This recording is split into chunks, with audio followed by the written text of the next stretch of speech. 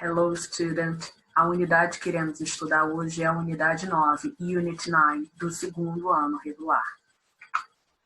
A unidade 9 se refere a Other Perfect Tenses, ou seja, a 3 tempos verbais relacionados à ideia de perfect, uma ação que ela começa e termina de forma completa, de forma acabada. Separei aqui de início para vocês os usos dos 3 tempos verbais e que se encontram em páginas distintas, mas que a gente começa a conversar sobre esses usos para depois a gente ver as estruturas gramaticais de cada tempo verbal. No item 1.2, que se encontra na página 660, on page 660, a gente encontra os usos do Past Perfect Continuous, os usos do Past Perfect Continuous, ou seja, em quais situações a gente decide utilizar aquele tempo verbal, qual é a expressão que aquele tempo verbal possui. E aí, o livro de vocês, na apostila de vocês, tem o seguinte conceito de uso. Uma ação prolongada, mas que se estende até o momento da fala. E o exemplo no livro de vocês é assim. Jeff's personal assistant had been working for this company since 2000. Ou seja, a gente consegue entender que Jeff exerceu a função de assistente pessoal naquela companhia desde 2000, desde o ano 2000. Ou seja, Jeff tinha estado trabalhando. Jeff tinha estado trabalhando. A gente entende que aquela ação ela é past porque ela aconteceu no passado, ele não trabalha mais nessa empresa. É perfeita essa ação, ela é perfect porque ele trabalhou e a ação do trabalho dele foi completo, foi finalizado, né? E aí, claro, também teve uma continuidade, ou seja, naquelas décadas, né? Se a gente supor a data atual da gente, naquelas 2 décadas, o Jeff deu uma continuidade, né, ao trabalho dele. No item 2.2, os usos serão sobre o Future Perfect, e que se encontra na página 660, on page 660. A gente tem como definição que o Future Perfect ele é utilizado para uma ação completada em um certo tempo futuro. Ou seja, a gente não tem precisão de quando foi que aconteceu essa ação, mas a gente sabe que essa ação é perfeita, ou seja, é uma ação que iniciou no futuro ou no presente e encerrou no futuro de forma completa. E o livro de vocês traz o seguinte exemplo. Your sick grandma will have already finished her treatment. Your sick grandma will have already finished her treatment. É claro que eu estou aqui simplificando a sentença toda que tem na apostila de vocês. E tem uma referência temporal, tá? Que é sobre nessa mesma época, no próximo ano, tá? A gente consegue entender que no ano que vem, que é a referência temporal futura, né, a sua avó já terá terminado o tratamento dela. Então, a gente consegue entender que essa ação ela será concluída em sua totalidade, ela será completa no futuro. O item 3.2 se refere ao Future Perfect Continuous. Future Perfect Continuous. E esse item 3.2 se encontra na página 661, on page 661. E aí a explicação, né, do uso desse tempo verbal se refere à ênfase na continuidade da ação. Ou seja, toda vez que você queira representar, queira dar ênfase numa ação contínua, né, no futuro, a gente vai usar o tempo verbal Future Perfect Continuous. O exemplo do livro de vocês descreve assim. You will have been studying hard for long. E aí aqui o exemplo está de forma simplificada, mas esse objetivo se refere a entrar na universidade, vocês podem perceber que o ato de entrar na universidade é um ato futuro, é uma ação que vai acontecer no futuro. E aí a sentença, ela deixa isso bem claro. You will have been studying hard for long. You will have been studying hard for long. Reparem que você terá estado estudando arduamente por muito tempo, por um tempo longo, né? Então, é para dar ênfase nessa continuidade de ação. A pessoa que passa para a universidade, né, que estuda arduamente, que dá um duro estudando, ela não consegue fazer isso com ações pontuais, né? Esse estudo, ele tem momentos de continuidade. E aí, a sentença passa essa ideia de que, com o passar do tempo, né, você terá estado estudando duramente, arduamente, para alcançar aquilo. Outra perspectiva que eu também gostaria de trazer para entender essa sentença seria a ideia de will have been, né, o future perfect, e aí você terá estado, né, você que confirma uma ação perfeita, uma ação completa e que aconteceu no futuro. Assim como o studying, né, dá essa continuidade, essa ideia de que o estudo perdurou por um tempo, assim como a gente já comentou anteriormente. O item 1, Past Perfect Continuous, se encontra na página 660, on page 660, e ele conta com a seguinte estrutura, né? Esse tempo verbal. De verbo auxiliar 1, que é o verbo to have, no passado, tá? Passado simples. Nós temos o verbo auxiliar 2, que é o verbo to be, na forma particípio passado, past participle. E aí nós temos ele como been. E temos ainda o verbo principal, um main verb, que é aquele verbo que representa a ação principal na forma gerúndio, ok? Então vamos lá, na forma, né, na sentença afirmativa, ela fica organizada da seguinte forma. I had been waiting, he had been waiting, we had been waiting. Na forma negativa, a gente percebe que a partícula de negação not, ela se encontra entre o verbo auxiliar 1 e o verbo auxiliar 2. Ou seja, a partícula de negação not se encontra entre had e been, ok? Então, vamos lá ver as formas. I had not been waiting.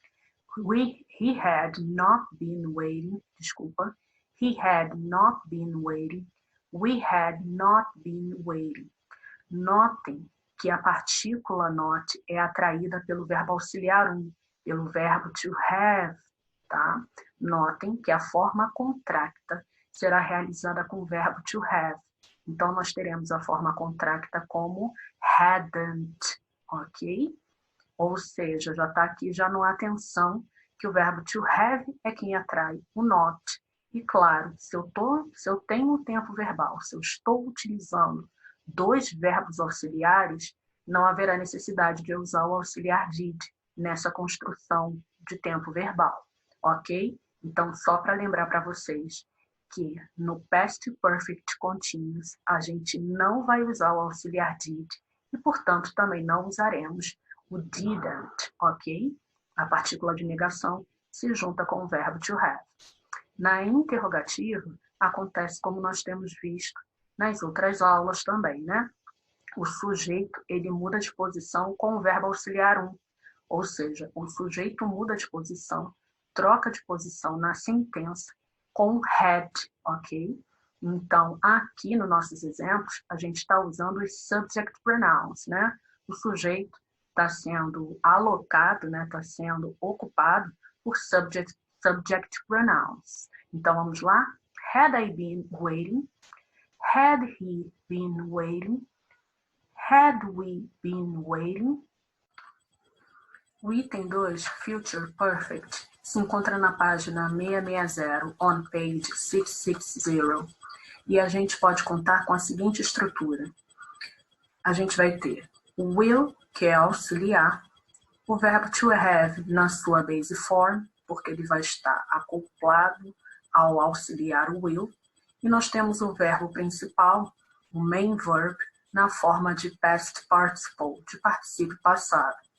Então, novamente, só para esclarecer, nós temos o auxiliar will unido ao verbo to have sem a partícula de infinitivo, ou seja, na base form. E temos também o verbo principal na forma de past participle, de particípio passado. Vamos às sentenças, às estruturas.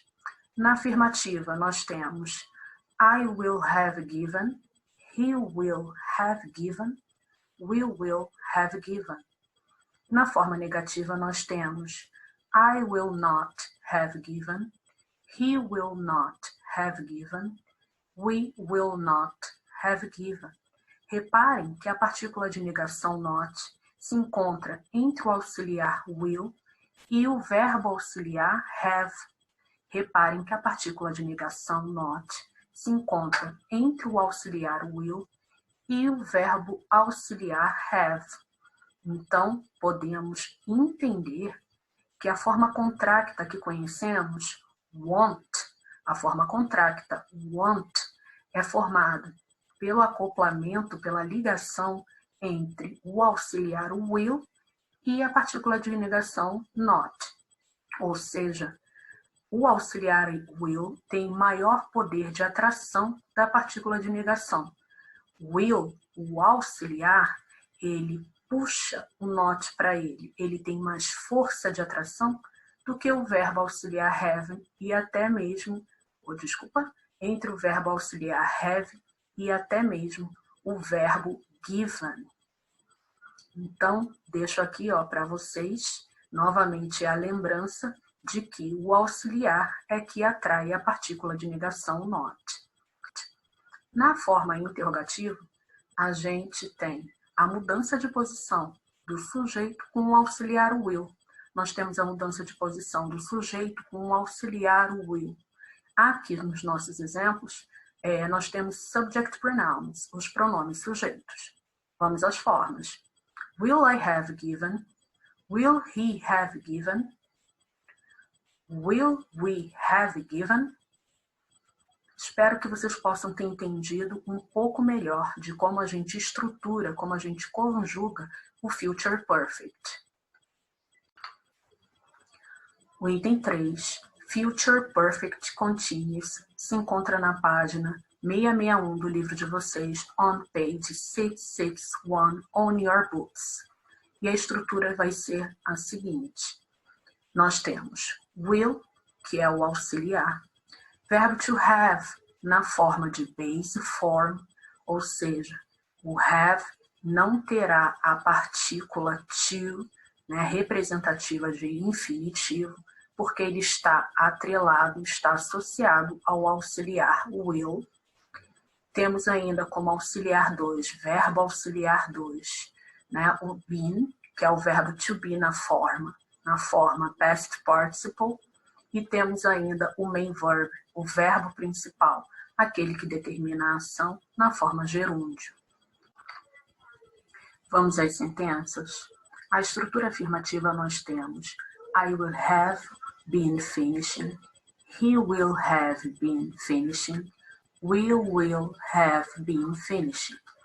Na estrutura negativa, na forma negativa, temos I will not have finishing, he will not have been finishing, we will not have been finishing. Ou seja, podemos perceber que a partícula de negação not se encontra entre o auxiliar will e o verbo have, ok? Podemos também observar que a partícula de negação é atraída pelo auxiliar will, e assim teremos a forma contracta want, ou seja, want é formado pelo auxiliar will, mas a partícula de negação not. Essa é a forma contracta que a gente conhece. Então, deixo aqui o alerta. Tá? O auxiliar will, ele atrai a partícula de negação not. O auxiliar tem mais força de atração da partícula negativa que o verbo auxiliar 1, que é o verbo to have, e o verbo auxiliar 2, que é o verbo to be, na forma de particípio passado.